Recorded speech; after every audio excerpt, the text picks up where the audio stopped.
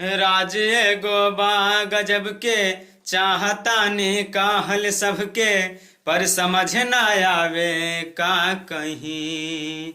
खुश भइल धड़कन मचल के, क्षण में गाइल मन बदल के, हम त पहले ऐसन ना रही। एक मिलन एक बार के हाई, इश्क पहला प्यार के हाई, उमड़ता जज्बा के है चाहत के बात में। उठी मोहब्बत में अंगड़ाईली, दिल का सौदा हुआ चांदनी रात में।